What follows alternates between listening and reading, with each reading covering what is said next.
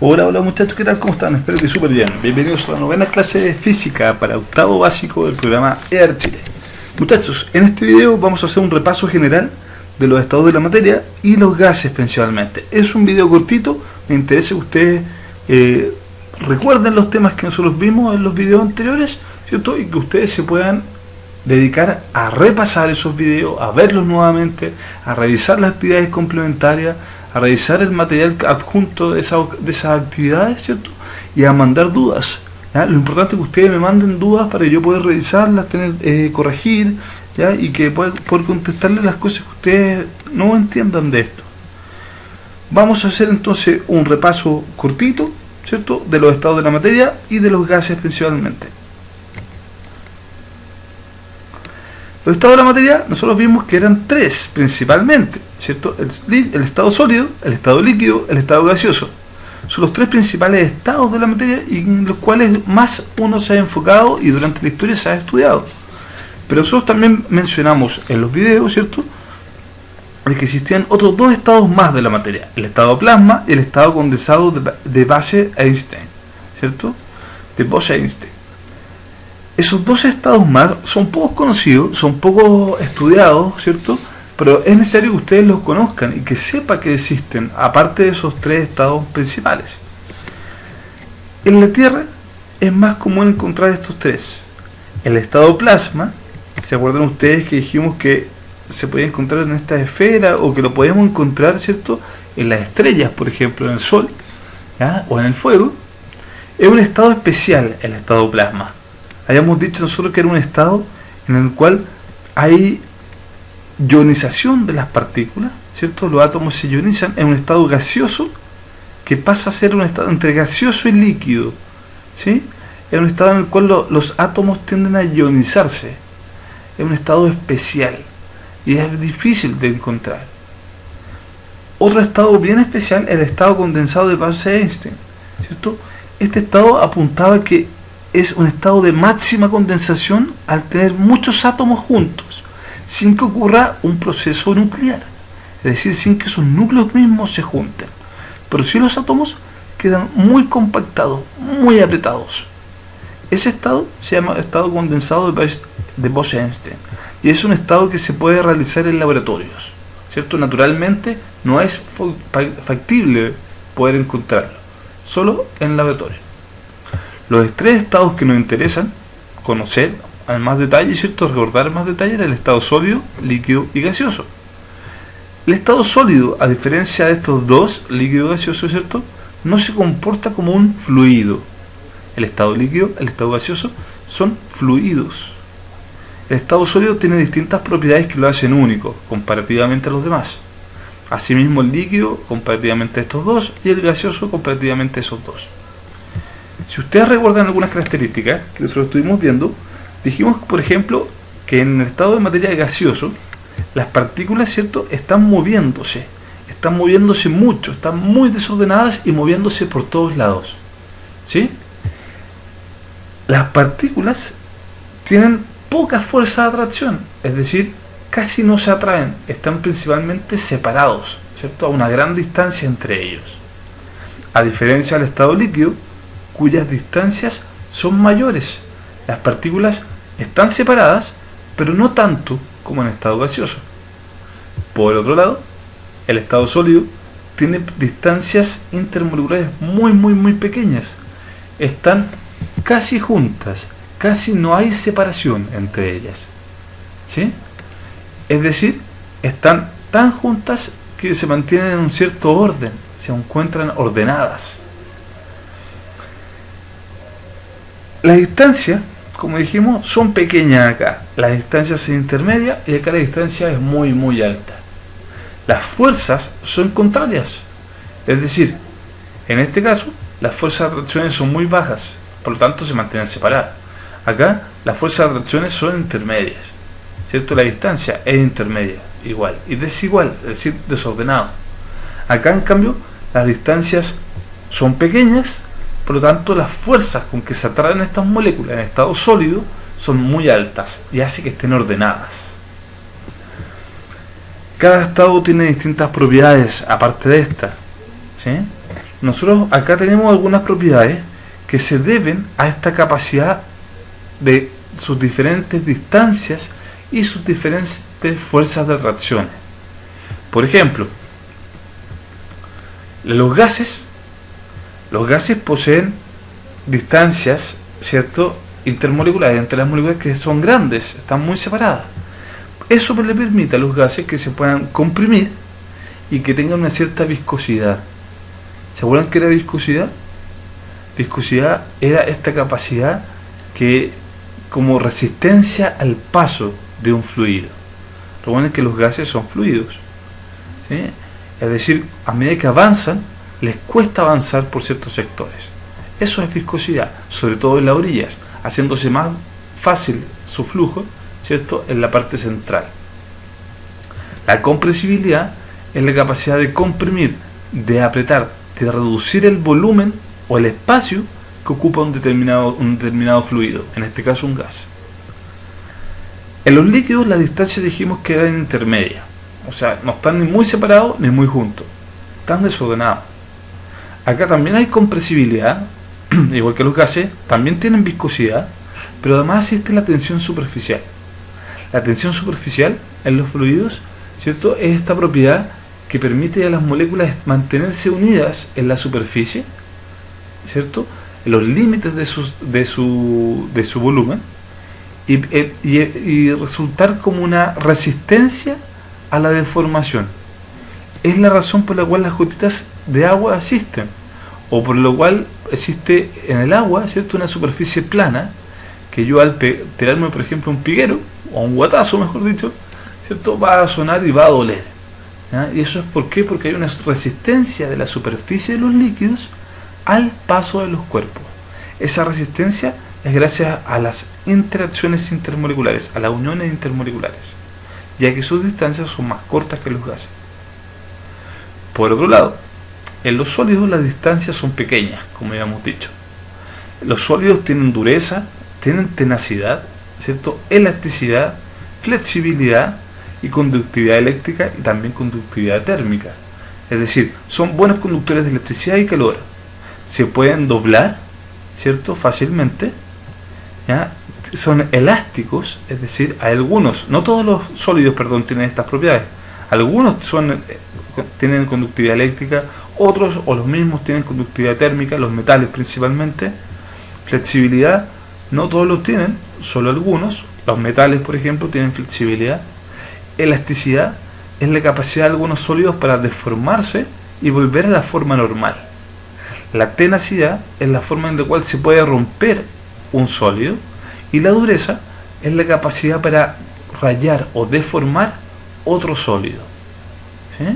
O sea, si yo tengo una piedra y con esa piedra rayo otra piedra, una segunda piedra, estoy evaluando qué tan duras son mis piedras por la capacidad de rayar o deformar al otro sólido, ¿sí?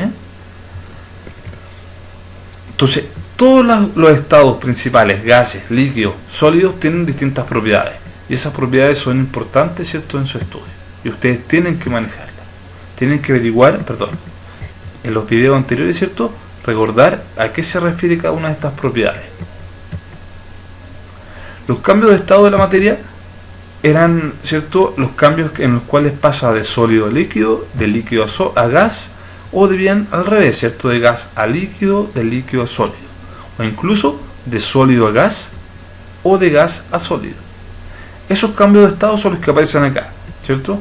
El estado, por ejemplo, el estado de fusión, el estado de vaporización. El estado de fusión es el estado en el cual pasa de sólido a líquido, fusión. Cuando pasa del líquido a gas se llama vaporización, ¿sí? Y cuando pasa de sólido a gas directamente, como el hielo seco, por ejemplo, a este proceso se le llama sublimación. Todos estos procesos son procesos en el cual actúa el calor, es decir, el calor, al agregarle calor al hielo, se produce la fusión. Al agregarle calor al líquido, se produce la vaporización. Al agregarle calor al sólido, a un determinado tipo de sólido, puede ocurrir también la sublimación. Eso es cuando le agrego calor. ¿Sí? Ahora, cuando la materia pierde calor, va a pasar en el sentido contrario. Es decir, de gas, las nubes, por ejemplo, van a pasar al líquido. Ese proceso se llama condensación. Acá los gases pierden calor, pierden energía y pasan al líquido. Se llama condensación. El líquido pierde calor o energía y pasa a sólido en un proceso llamado solidificación. Cuando el gas pasa directamente a sólido, se le llama sublimación inversa o sublimación reversa. ¿Sí? Esos son los cambios de estados y son los estados que ustedes deben conocer. ¿Ah? Tienen que saber cuándo se pierde energía, cuándo se gana energía en cada uno de los pasos. O sea, yo les podría preguntar, ¿cómo se llama el cambio de estado de líquido a gaseoso? Ustedes tienen que saber que es vaporización y ocurre ganando energía o calentando el líquido. ¿Cómo se llama el proceso de líquido a sólido? Solidificación. Y eso ocurre enfriando el líquido. ¿Se entiende? Las preguntas de los estados de materia son muy comunes de que aparezcan en las pruebas. Actividad número 1. Por ejemplo, una pregunta dice, indica con una B de verdadero, ¿cierto?, lo que consideres correcto, y con una F lo que consideres incorrecto respecto a los gases. Por ejemplo, los gases son materia. Acá ustedes me van a decir si es verdadero o falso. O sea, no me van a decir, yo no lo voy a escuchar, obviamente, pero la idea es que podamos ir resolviendo esto. Los gases son materia, verdadero o falso. Verdadero, ¿cierto? Todos los estados de la materia son eso, justamente, estados en que se encuentra la materia. Por lo tanto, son materia. ¿Sí? Los gases son materia. A, verdadero. Los gases no se expanden. Falso, ¿cierto? Los gases tienen una capacidad de, así como de contraerse, de comprimirse, tienen una capacidad de expansión, ¿cierto? De expandirse, ¿cierto? Y ocupar el volumen de los recipientes que lo estén conteniendo. ¿Ya? Las partículas, y esa propiedad es una propiedad única de los gases. ¿Ya? Los sólidos no tienen esta capacidad para expandirse, ya que ellos tienen una fuerza intermolecular entre ellos que les permite que los mantiene más unidos. No como los gases, que al estar separados y tener fuerzas intermoleculares más débiles, ¿cierto?, pueden separarse más aún. No hay una atracción que las mantenga unidas. Por lo tanto, logran separarse y expandirse. Eso es verdadero. ¿Las partículas se desplazan libremente? Correcto, verdadero. ¿Sí? Las partículas se pueden mover libremente por todos lados. ¿Sí? Tienen movimientos que son azarosos y libres, ya que sus fuerzas intermoleculares son débiles o bien se consideran que no existen. Entre sus partículas existe una fuerza de atracción muy fuerte en los gases. Falso, ¿cierto? Hemos dicho en las otras tres alternativas que los gases tienen interacciones muy débiles o bien no tienen interacciones. Eso permite que se puedan expandir, eso permite que se puedan separar y tener distancias grandes entre ellas. Segunda pregunta. Selecciona, dice, la alternativa correcta. En un sistema cerrado, un gas se dispondría de la siguiente forma. En un sistema cerrado, imagínense que esto es una cajita de cristal, la cual está cerrada por todos lados, y se tiene gas en su interior. ¿Qué forma tendría el gas al estar encerrado en esta caja? Sería la alternativa C, ¿cierto? Un gas ocupa todo el espacio del recipiente, todo el lugar. En el cambio, un sólido sería como acá, como la estructura B. Ocupa solo un espacio, ¿cierto? No se expande o no ocupa todo el lugar. ¿Ya? Simplemente tiene su capacidad de ocupar solo su espacio que está ubicado y está contenido en su forma misma. Es independiente del recipiente, no adquiere la forma del recipiente. ¿Sí? A diferencia también de esto, que podría ser un líquido, en el cual el líquido sí adquiere la forma del recipiente, pero a diferencia de un gas, no tiene la capacidad de expandirse para ocupar todo el recipiente, sino que solamente adquiere la forma en la cantidad que le es posible. ¿Sí? No puede ocupar todo el recipiente, pero sí ocupa lo que pueda, ¿cierto?, según su cantidad de materia, adaptándose a la forma del recipiente. Por lo tanto, esto sería un líquido, acá sería un sólido, y esto sería el gas. Otra pregunta, dado la siguiente imagen, una botella que ustedes están viendo acá, dice, ¿qué contiene la botella? ¿Qué ven ustedes acá? ¿Qué dirían que hay en esta botella? Alguien podría decir nada, ¿cierto? Podría estar en lo correcto. Podría no haber nada, nada de nada. Por otro lado, cerrar una botella así es medio difícil.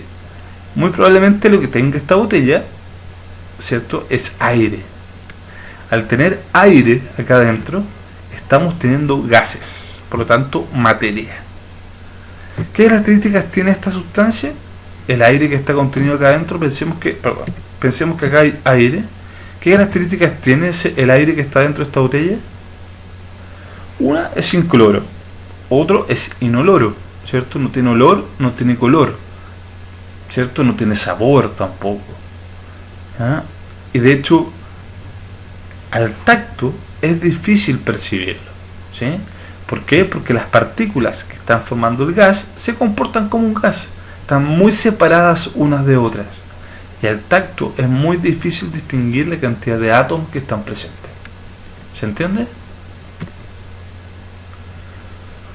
Una pregunta más, dice, dado las siguientes imágenes, ¿cuáles corresponderían a sustancias gaseosas según lo que se indica la flecha?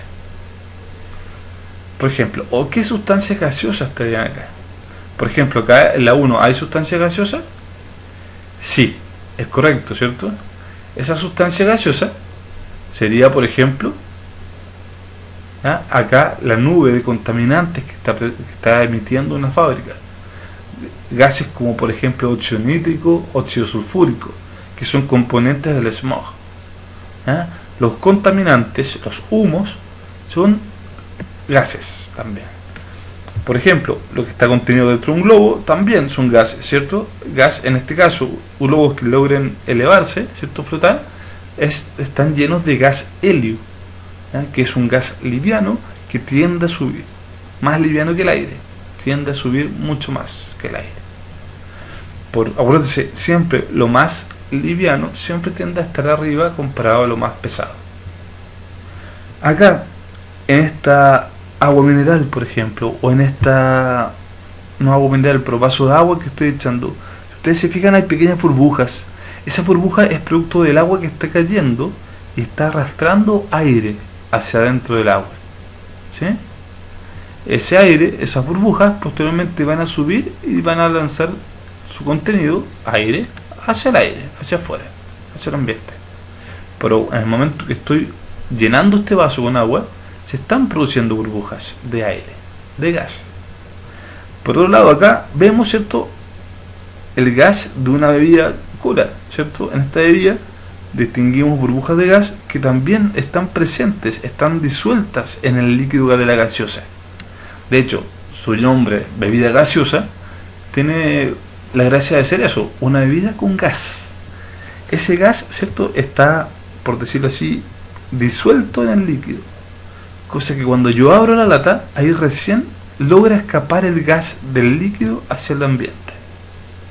Y se ve burbujeante el vaso de bebida. Por último, la teoría cinética de los gases. ¿Se acuerdan que nosotros vimos que, por ejemplo, los gases estaban formados por un número de átomos y moléculas muy grandes? Pero estos átomos y moléculas grandes, en cantidad, ¿cierto?, en cantidad, mucha cantidad, tienen fuerzas de repulsión que son muy fuertes, muy elevadas, se repelen mucho, ¿cierto?, y no tienen fuerzas de cohesión, es decir, no se unen entre sí. Es muy pequeña o no se unen, ¿sí? Y por último, un tercer postulado de la teoría cinética de los gases decía que las partículas de gas se mueven caóticamente, al azar, ¿cierto?, para todos lados, con gran rapidez, y chocan entre sí, y también con las paredes del recipiente que las contienen, provocando presión. Es decir, se mueven al azar, van chocando contra las paredes del recipiente, ¿cierto?, y van provocando presión, empuje, golpes en las paredes del recipiente. La presión, recuerden ustedes, que es una fuerza por una superficie. Y eso es lo que está ocurriendo acá, con estas partículas que se mueven, ¿cierto?, azarosamente. Entonces, la teoría cinética de los gases contempla 3 puntos principales que ustedes deben recordar. ¿Ya? Vean los videos, hagan ejercicios, repasen. Muchachos, nos vemos pronto. Cuídense, que estén bien. Hasta luego.